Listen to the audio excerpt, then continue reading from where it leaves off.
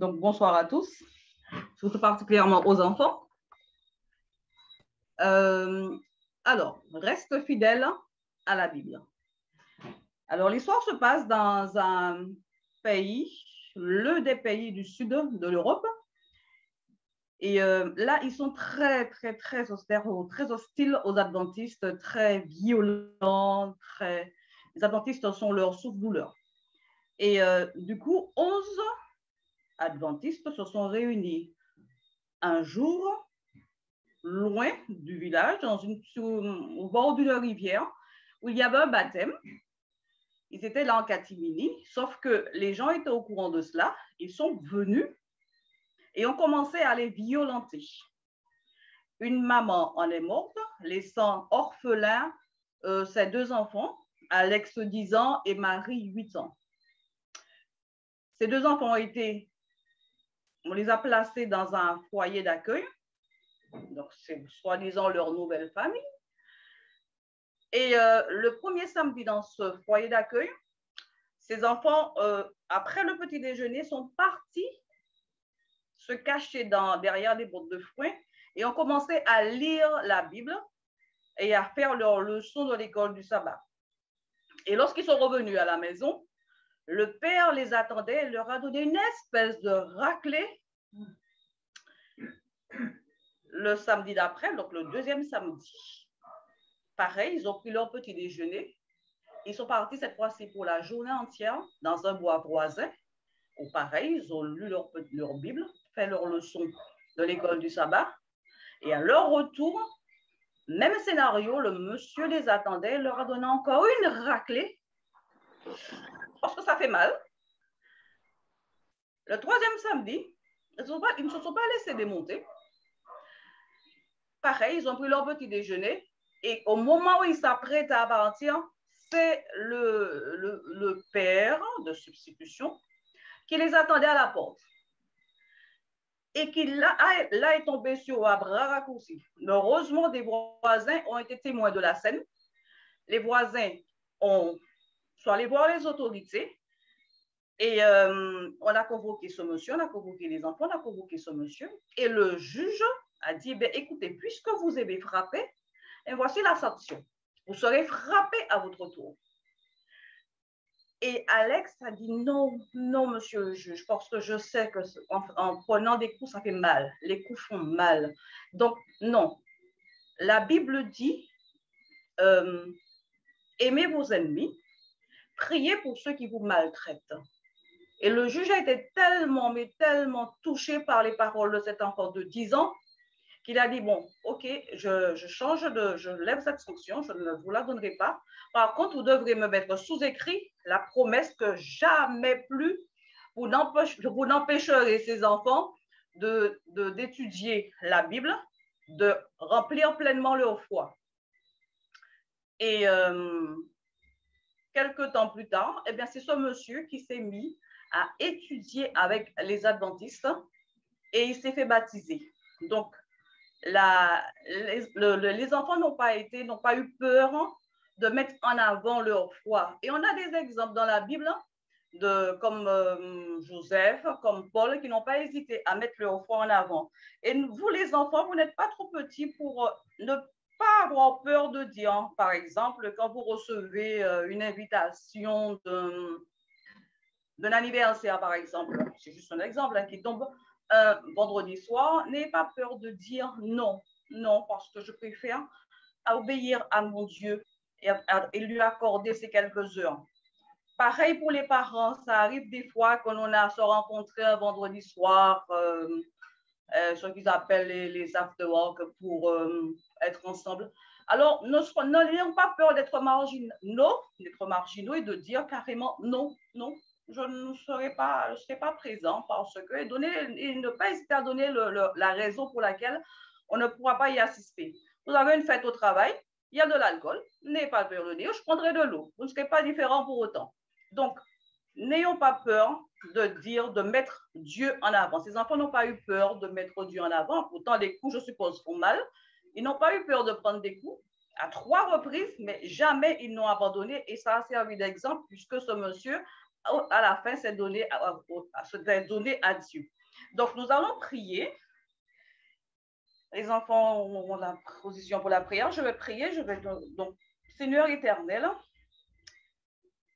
nous avons dans la Bible des exemples de personnes qui n'ont pas hésité à être martyrisées, mais ton nom a toujours été scandé, Seigneur, scandé. Nous te remercions infiniment pour cela. Nous te remercions pour cette foi, pour ce courage que tu donnes à tes enfants. À l'exemple de Joseph, à l'exemple de Paul, à l'exemple de Jésus qui a été crucifié sur la croix, sur qui on a craché. Seigneur éternel, donne-nous la force de pouvoir, comme eux, avoir la force de pouvoir dire non quand il faut dire non et avoir la force de rester fidèle à ta parole, de rester fidèle à la Bible. Ce sont ces grâces que nous te demandons. Oh, nous n'en sommes pas dignes, mais tout cela au nom de ton Fils et pour ta seule et unique gloire. Amen. Une bonne soirée à vous, chers enfants et chers parents, et à demain, Dieu voulant. Bonsoir à tous. Bienvenue à notre 6e rencontre, je dirais, de cette semaine de prière. J'espère que vous avez vraiment passé une bonne semaine sous le regard de Dieu et que surtout les 5 derniers messages que nous avons entendus ont pu nous faire beaucoup de bien, renforcer notre foi. Nous avons vu qu'il est important d'avoir ce zèle de l'Évangile, de craindre Dieu, de l'adorer. Et nous avons compris hier soir, avec notre cher Kelly, que ce message du deuxième ange est un message de triomphe contre toute opposition. Et ce soir, nous allons voir ce message du troisième ange, message capital pour l'Église adventiste du 7e jour. C'est, je dirais, la base même de la doctrine de l'Église adventiste du 7e jour, ce message du troisième ange. Et ce soir, nous allons voir un avertissement de Dieu rempli d'amour pour chacun d'entre nous. Comme nous l'avons déjà dit, Dieu aime tous ses enfants et il souhaite que toutes ces créatures puissent être sauvées. La balle est dans le camp de chacun. Quel choix allons-nous faire? Quelle sera notre position? Le Seigneur nous envoie ce message. Nous a envoyé ce message pour cette semaine de prière où chacun aura à se déterminer. Le Seigneur a exprimé sa profonde préoccupation pour les êtres humains pécheurs en leur proclamant l'évangile éternel, en les appelant à revenir à lui, message du premier ange, et en les alertant du faux évangile de Babylone, message du second ange. Maintenant, le cœur de Dieu s'ouvre de nouveau. Il avertit l'humanité du sort réservé à ceux qui s'identifient au dragon, dans l'espoir qu'ils écouteront et choisiront d'être loyaux envers l'agneau. Ce message nous conduit au jugement final et à la résolution du conflit cosmique par l'agneau. Le langage et les images utilisées dans le message du troisième ange, Apocalypse 14, versets 9 à 11, semble pour certains incompatible avec l'évangile du Christ. Et Dieu dit, dans Apocalypse 14, verset 9 à 11, un troisième ange l'a suivi en disant d'une voix forte, si quelqu'un adore la bête et son image et reçoit une marque sous son front ou sur sa main, il boira lui aussi du vin de la fureur de Dieu, versé sans mélange dans la coupe de sa colère, et il sera tourmenté dans le feu et le soufre devant les saints anges et devant l'agneau. Et la fumée de leur tourment monte au siècle des siècles, et ils n'ont de repos ni jour ni nuit, ceux qui adorent la bête et son image, et quiconque reçoit la marque de son nom. Aujourd'hui, nous devons choisir. Nous avons un choix à faire. Seule une lecture de ce message depuis l'angle de l'amour sacrificiel de l'agneau permet d'en révéler l'intention. Le message du troisième ange se focalise sur l'une des questions les plus importantes auxquelles les êtres humains sont confrontés. Au bout de compte, envers qui devons-nous être loyaux? Envers qui devons-nous être loyaux? Ce message implique l'existence d'un conflit et que, quelle que soit notre implication, il faut choisir notre camp. Il n'y a pas de zone neutre, de zone où on pourrait dire on reste là et on attend, on regarde ce qui se passe et puis on ne prend pas position. Chaque être humain, chaque personne aura un choix à faire. Ceci est inévitable. L'hésitation à choisir est un choix pour le mauvais camp. Et en ce soir, vous découvrez que être neutre, c'est choisir le mauvais camp. En réalité, nous n'avons que deux options, l'agneau ou le chérubin déchu. Mais comme je le disais dimanche dernier, Satan, lui, il est très subtil. Il a comme une pieuvre, plusieurs tentacules pour amener les âmes à lui. Il utilise plusieurs chemins. Dieu utilise un seul chemin. Mais tous les chemins utilisés par le chérubin déchu mènent à la mort. Et être neutre, ne pas prendre position, c'est être dans le mauvais camp. Dans ce conflit, il est impossible d'être loyal envers soi-même. Le concept de loyauté que l'on trouve ici est profond, car notre caractère révèle l'identité de l'objet de notre loyauté. Et là, c'est un élément important.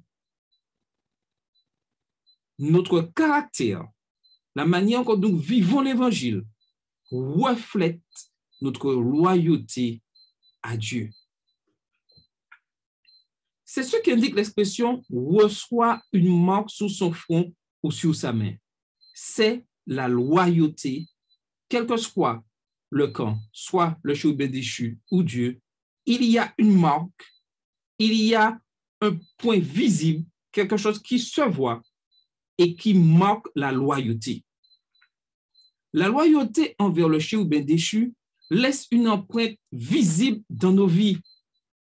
Porter le nom de la bête signifie que nous nous sommes identifiés au programme et aux ambitions du chérubin déchu et que par conséquent, nous lui appartenons.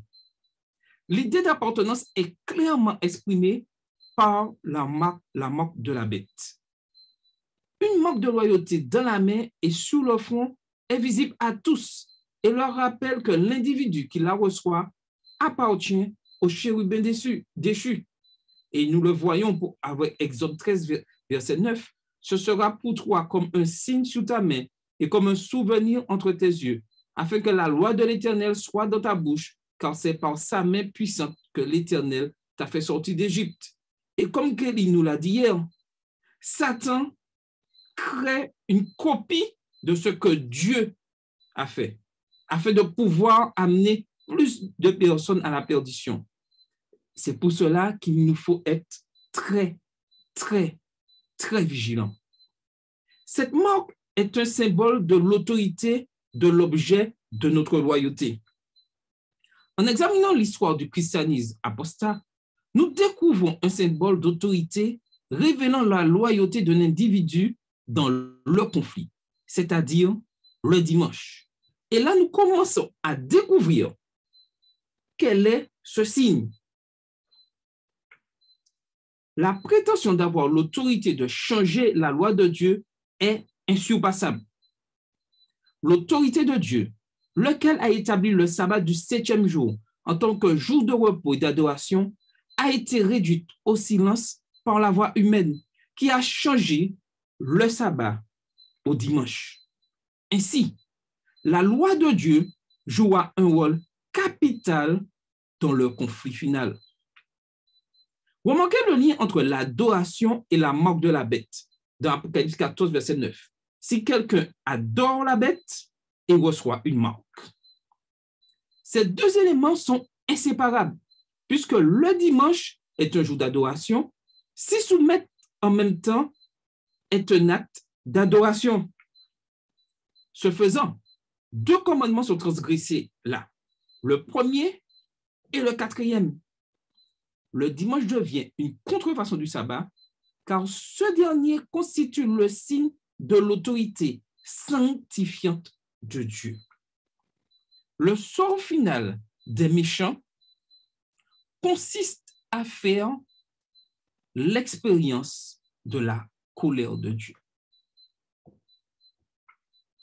Nous sommes ici confrontés à ce que certains qualifient un sujet difficile, un Dieu courroucé, un Dieu, je dirais, qui donne un aspect et qu'il est dur, qu'il est méchant. Mais Dieu agit toujours avec amour et justice. Jean tente d'expliquer ce qu'il en est en utilisant les métaphores du vin, du feu et du soufre. Ces images sont employées dans l'Ancien Testament pour décrire le jugement de Dieu contre ses ennemis. Et je souhaiterais qu'une personne puisse nous lire Jérémie 25, les versets 15 à 28, afin que nous comprenions comment Dieu agit envers ses créatures. Un volontaire pour lire Jérémie 25, les versets 15 à 28.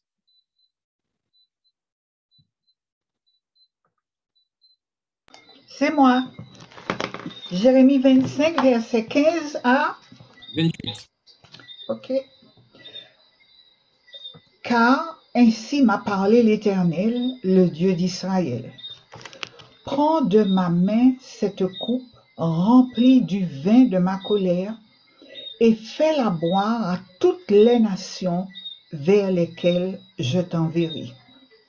Ils boiront et ils chancelleront et seront comme fous à la vue du glaive que j'enverrai au milieu d'eux. Et je pris la coupe de la main de l'Éternel, et je la fis boire à toutes les nations vers lesquelles l'Éternel m'envoyait. À Jérusalem et aux villes de Juda, à ses rois et à ses chefs, pour en faire une ruine, un objet de désolation, de moquerie et de malédiction, comme cela se voit aujourd'hui.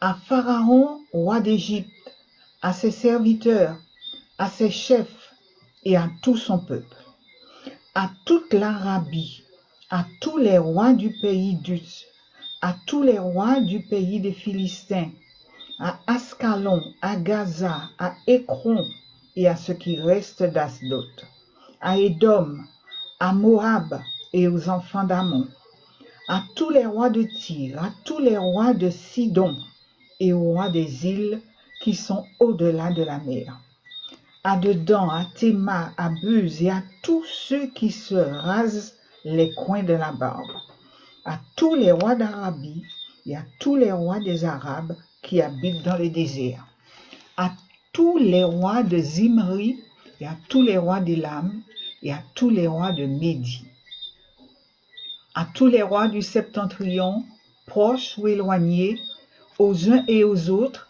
et à tous les royaumes du monde qui sont sur la face de la terre, et le roi de Sheshak boira après eux. tu leur diras, ainsi parle l'Éternel des armées, le Dieu d'Israël. Buvez, enivrez-vous et vomissez, et tombez sans vous relever à la vue du glaive que j'enverrai au milieu de vous. Et s'ils refusent de prendre de ta main la coupe pour boire, dis-leur, ainsi parle l'Éternel des armées, vous boirez. Car Merci. voici, c'est bon? Et nous voyons ensuite dans le psaume 11, verset 6, où l'Éternel dit, il fait pleuvoir sur les méchants des charbons, du feu et du soufre, un vent brûlant. C'est le calice qu'ils ont en partage. Et ajoute encore dans Genèse 19, verset 24, alors l'Éternel fit pleuvoir du ciel sur Sodome et sur Gomorrhe du soufre et du feu de par l'Éternel. Voilà ce que l'Éternel réserve à ceux qui refusent de choisir sa parole, d'écouter sa parole, de suivre ses instructions. Dieu ne laisse personne, je dirais, dans une zone d'ombre. Il éclaire ses enfants.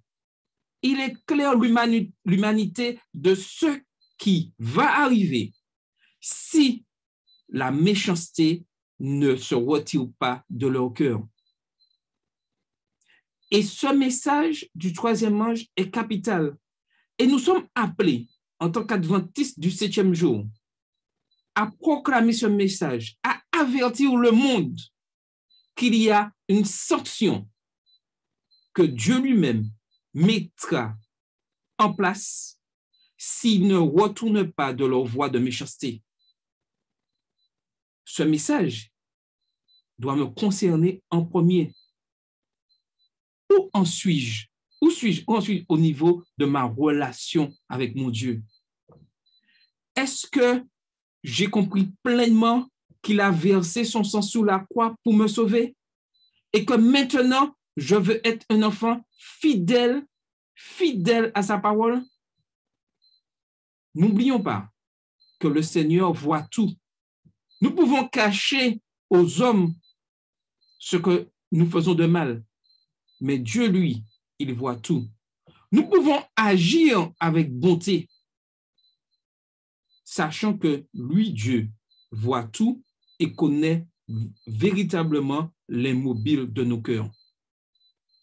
Cet appel nous est lancé afin que nous puissions vraiment être de fidèles serviteurs afin d'annoncer ce message. Nous avons là un langage symbolique, car la colère de Dieu ne se boit pas littéralement d'une coupe.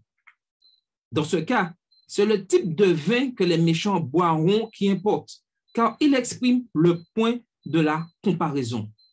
Ce vin n'était pas mélangé à de l'eau, comme cela était courant, mais son pouvoir enivrant était augmenté par l'utilisation d'épices. Apocalypse 14, verset 10. Les méchants subiront la colère de Dieu sans mélange de miséricorde.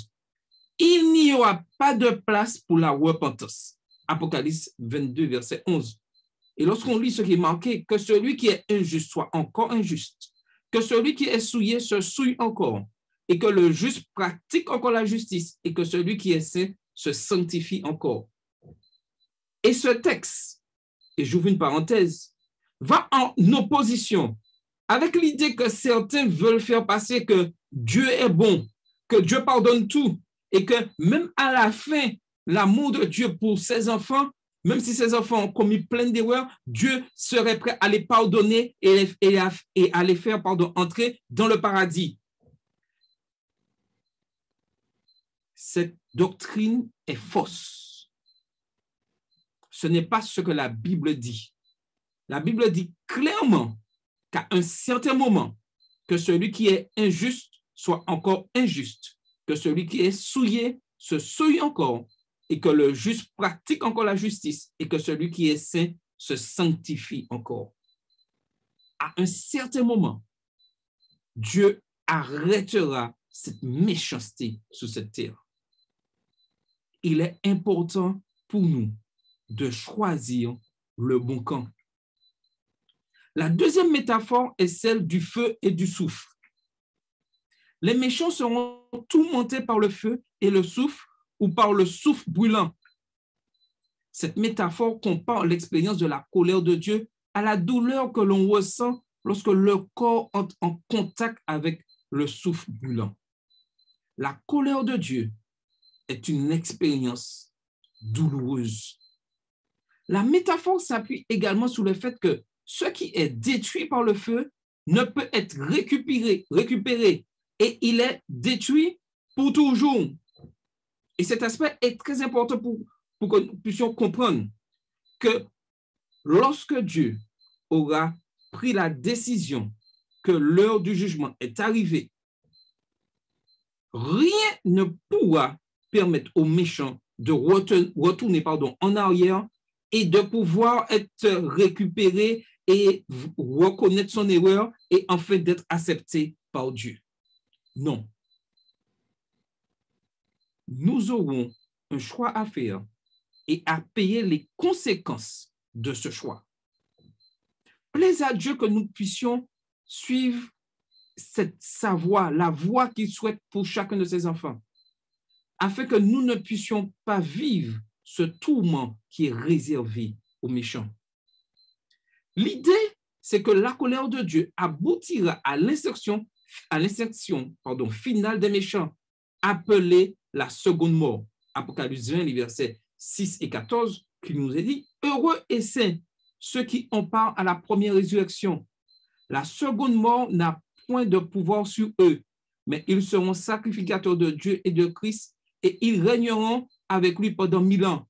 Et la mort et le séjour des morts furent jetés dans les temps de feu. C'est la seconde mort, les temps de feu. Ce feu éternel, car ce qu'il brûle est détruit pour toujours. Il brûle jusqu'à ce qu'il ne reste plus rien. Et nous le voyons dans Ésaïe 34, versets 9 et 10 et Jude 7. Les torrents d'Édom seront changés en poix, et sa poussière en soufre, et sa terre sera comme de la poix qui brûle. Elle ne s'éteindra ni jour ni nuit.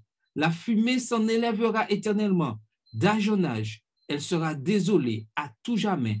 Personne n'y passera. Et dans Jude 7, que Sodome et Gomorrhe et les villes voisines, qui se livrèrent comme eux à l'impudicité et à des vices contre nature, sont donnés en exemple, subissant la peine d'un feu éternel. Nous devons proclamer ce message. Certes, c'est un message pour certains difficile. Dire que les méchants seront détruits, l'impudicité, le vice. Mais Dieu nous demande d'avertir le monde que s'il continue dans cette voie, les hommes qui décident d'aller dans cette voie seront détruits pour toujours. Nous devons choisir. Tant que les méchants font l'expérience de la seconde mort, il n'y a pas de repos pour eux. Personne ne peut imaginer la mort douloureuse et définitive des méchants, car personne n'a encore fait l'expérience, sauf Jésus-Christ, lequel l'a subi pour que nous puissions y échapper. Par conséquent, lors du jugement final, personne ne devrait passer par la seconde mort. En fait, il n'y en a aucune raison valable pour que l'on subisse un tel châtiment.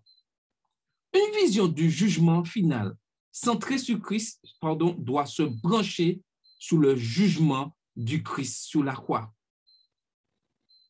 Je répète ceci.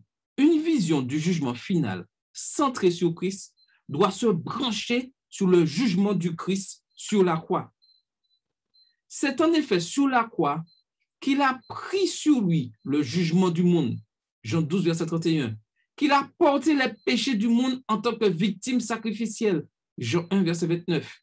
Et qu'il a bu la coupe du jugement de Dieu prononcée sur l'humanité pécheresse. Jean 18, verset 11.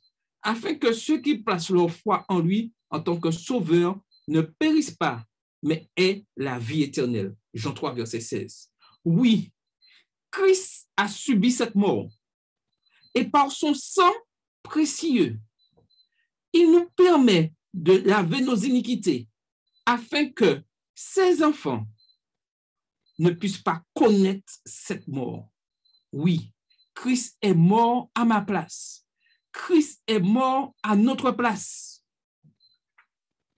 Sur la croix, alors qu'il subissait son baptême du feu, il a dit, j'ai soif. Il vivait, je dirais, des émotions assez intenses qu'un être humain ne peut, je dirais, comprendre et n'a jamais subi. Sur la croix, les trois membres de la divinité ont souffert ensemble. Dieu le Père, Dieu le Fils, Dieu le Saint-Esprit, ensemble. Ils étaient en pleine souffrance, en ayant un seul objectif, sauver l'être humain, sauver les hommes et les femmes, ou qui allaient tout droit à la condamnation du fait que Adam et Ève avaient écouté Satan. Dieu a souffert avec son Fils, comme seul l'être divin pouvait souffrir, afin que le monde soit réconcilié avec nous. Et c'est Ellen G. White qui le dit. Dieu a souffert dans le seul but de réconcilier l'humain, l'humanité avec lui. La douleur provoquée au moment où il se sentit séparé du Père fut plus atroce encore que la douleur physique. Matthieu 27, verset 46. Et nous le voyons, et vers la 9e heure, Jésus s'écria d'une voix forte, Eli, Eli, lama sabachthani, c'est-à-dire, mon Dieu, pourquoi m'as-tu abandonné? Imaginez cette période que vous êtes présent là, auprès de la croix, et vous voyez Christ en train de dire, mon Dieu, pourquoi m'as-tu abandonné? Nous tous, nous sommes passés et nous passerons et nous passerons par des moments difficiles où des fois nous utilisons cette même phrase disant mon Dieu, pourquoi m'as-tu abandonné? Mais ce que nous ressentons n'a rien à voir avec ce que Jésus a ressenti à ce moment-là. Il était devenu péché. Et Dieu, son Père, ne pouvait plus le regarder. Imaginez Jésus qui a l'habitude d'être en constante relation avec son Père, constamment, tous les jours, en prière, et se retrouve à ce moment-là, à cause de mon péché, une coupure dans sa relation avec son Père. Mais tout ceci n'avait qu'un objectif. Par amour, me sauver, nous sauver, sauver chaque être humain.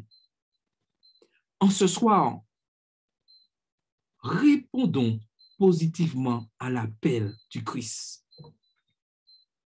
C'est ce à quoi ressemblera le sort des méchants lors du jugement final, alors qu'ils se rendront sous des comptes qu'ils seront éternellement séparés de Dieu.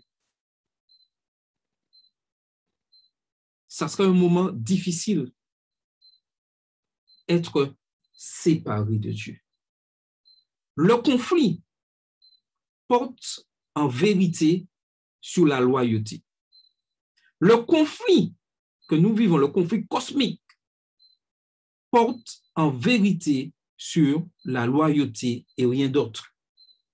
L'avertissement de Dieu semble menaçant en raison de la gravité de la situation à laquelle les êtres humains seront confrontés. Et nous le voyons aujourd'hui. Et les choses, malheureusement, ne vont pas s'améliorer. Ceux qui proclament et disent, oui, les choses iront beaucoup mieux, il suffit que nous puissions comprendre, faire et diminuer les erreurs du passé que nous avons fait et que les choses, la terre va retourner, va être renouvelée. C'est faux. Les prophéties de Dieu se réalisent toujours. Et c'est pour cela que nous devons proclamer ce message d'avertissement que les méchants périront. Plaise à Dieu que nous fassions le bon choix, que nous choisissions le bon camp. Sa transparence révèle un cœur en proie au chagrin, car il ne veut pas que ces créatures périssent. Le Seigneur ne veut pas que nous périssions. Il veut sauver chaque homme. Il veut me sauver. Il veut te sauver. Il veut nous sauver. La balle est dans notre camp. Le langage utilisé est celui d'un panneau qui avertit les gens de s'arrêter car une menace mortelle les attend. Le Seigneur, en ce soir, nous demande de nous arrêter et de lui faire confiance. Car si nous allons dans cette mauvaise voie, une menace mortelle nous attend. Dieu le sait, parce que son Fils et lui en ont fait l'expérience sur la croix. Personne, aucun être humain, lorsque le jugement arrivera, ne pourra dire « je ne suis pas au courant ». Chacun sera responsable de son choix. Et comme je le disais dimanche dernier, même si je dis je suis arrivé sur une mauvaise voie à cause de X ou Y personne, ceci ne me sauvera pas devant le jugement de Dieu. Car je serai responsable du choix que j'aurais fait de m'éloigner de Dieu, même si c'est à cause d'un frère ou d'une sœur. Car si nous sommes sur ce chemin, si nous suivons le Christ, ce n'est ni pour frère X ni pour frère Y, c'est pour Jésus-Christ, parce que c'est Jésus-Christ qui m'a sauvé, qui m'a purifié et qui me sort du péché, de péché qui me condamnait pour toujours. Lorsque j'ai compris cela, quoi qu'il arrive, quelles que soient les persécutions que je subis, je reste fidèle à la parole de Dieu. Chacun recevra son salaire selon ce qu'il a fait. Ne nous inquiétons pas. Dieu est un Dieu juste. Là où je dois m'inquiéter, c'est ma position, mon salut, où j'en suis dans ma relation avec Dieu. C'est ce qui doit rester vraiment important dans notre esprit. En attendant, nous sommes les ambassadeurs de Dieu, invitant les gens à choisir l'agneau qui nous a réconciliés avec Dieu. Oui, en tant qu'ambassadeurs de Dieu, nous devons tout faire, avoir une vie exemplaire. Je n'ai pas dit une vie sans péché, une vie exemplaire. Nous commettrons tous des erreurs, mais lorsque je suis rempli du Saint-Esprit,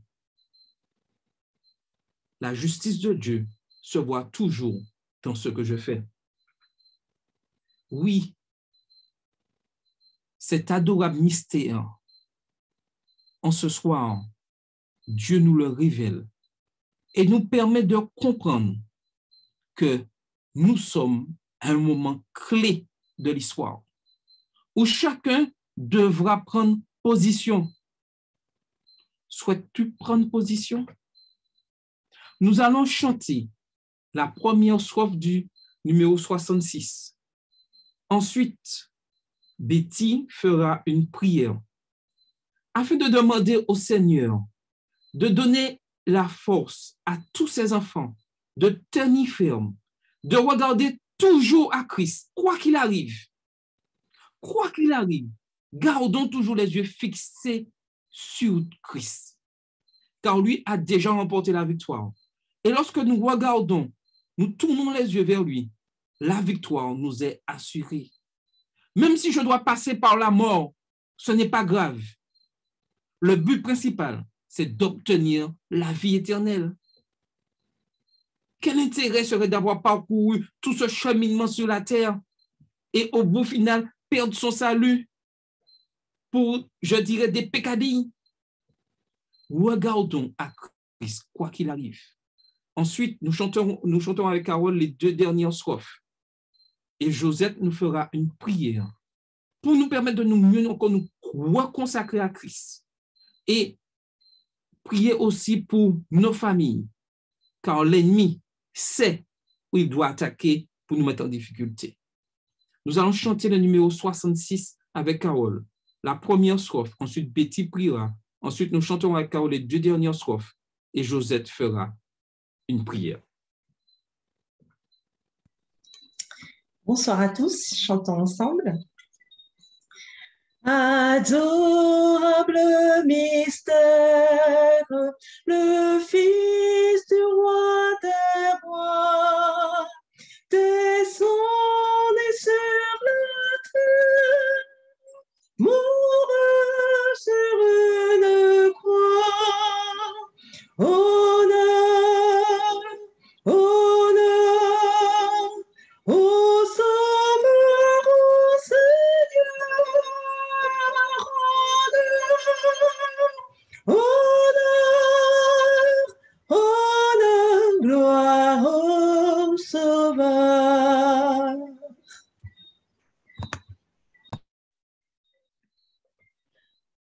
Seigneur, nous traversons actuellement des moments difficiles. Mais tu voudrais que malgré tout, nous te restions fidèles. Donne-nous d'être transparents à tes yeux, aux yeux de ceux qui nous côtoient, en continuant d'être des ambassadeurs pour toi, en restant accrochés à toi, Seigneur. Oui, donne-nous cette force, Seigneur.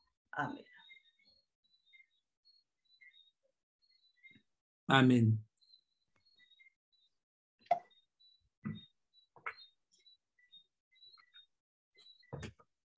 Nous chantons la 2e strophe. Adorable mystère, c'est pour moi qu'il mourut. Il a pris ma misère, il m'offre le salut.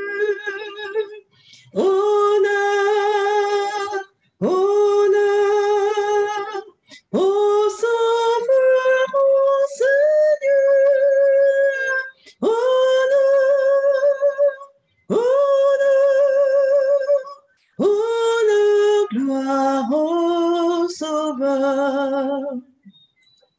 Adorable mystère, vous tous qui connaissez son pouvoir salutaire, adorez, bénissez, honneur, honneur, au Sauveur, au Seigneur, honneur,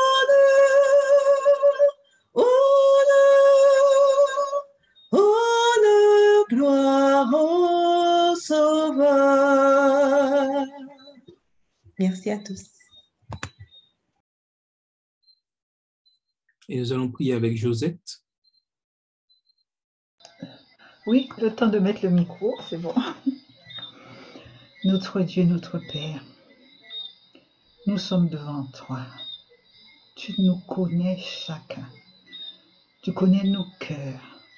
Tu connais nos pensées. Tu vois aussi nos luttes de chaque jour, pour que nous puissions te rester fidèles. Seigneur, lorsque nous contemplons la croix du Calvaire, lorsque nous voyons ce que tu as enduré pour notre salut, nous n'avons qu'un seul choix à faire, simplement nous livrer à toi et te dire que nous t'appartenons. Mais tant que nous serons sur cette terre, nous aurons ce combat à livrer contre nous-mêmes, car nous avons encore des faiblesses. Mais Seigneur, nous voulons ce soir te dire que quelles que soient les circonstances, quel que soit ce que nous avons enduré, Que ton Saint-Esprit nous aide à rester accrochés à toi. Que nous puissions venir à toi, obtenir le pardon, car tu nous tends les bras, Seigneur, et nous voulons simplement nous blottir dans tes bras d'amour et te répéter, Seigneur, que nous t'aimons et que nous voulons te servir. Reste donc avec nous. Reconsacre-nous à toi pour que chaque heure, chaque instant, nous puissions rester connectés à toi. Et ainsi, mon Père, quand l'ennemi vient pour pouvoir nous entraîner loin de toi, que nous ayons la force de le repousser. Honneur, gloire et louange à toi pour les victoires que tu nous as déjà aidés à remporter et pour celles que tu nous aideras encore à remporter. Merci Seigneur. Merci de bénir nos enfants, nos petits-enfants, nos familles respectives. Et que chacun de ceux qui ont fait alliance avec toi puisse rester, mon Père, quelles que soient les circonstances attachées à toi. Bénis-les, Seigneur, et bénis-nous. Bénis-nous aussi pour que dans le quartier où tu nous as appelés à vivre, nous avons une mission à accomplir. Aide-nous à ne pas perdre de vue cela, afin que par notre attitude, nos paroles et nos actes, par nos relations avec nos voisins, nos amis, tous ceux que nous côtoyons, nous puissions simplement leur dire et leur démontrer par notre vie que tu reviens bientôt et qu'il faille eux aussi se préparer.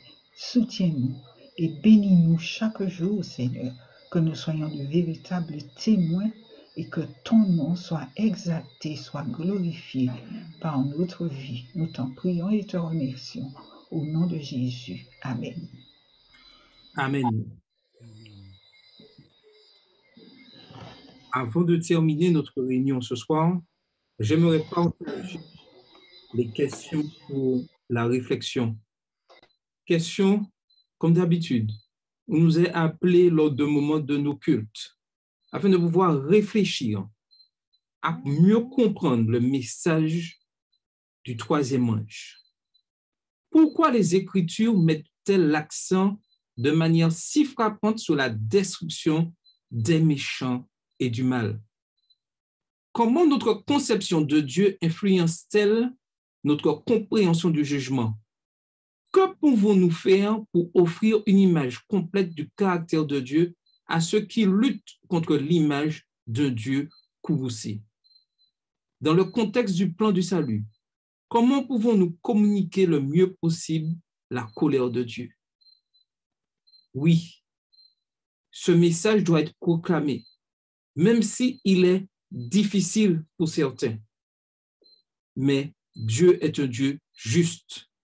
Et tout ce qu'il fait, il le fait pour le bien de l'humanité.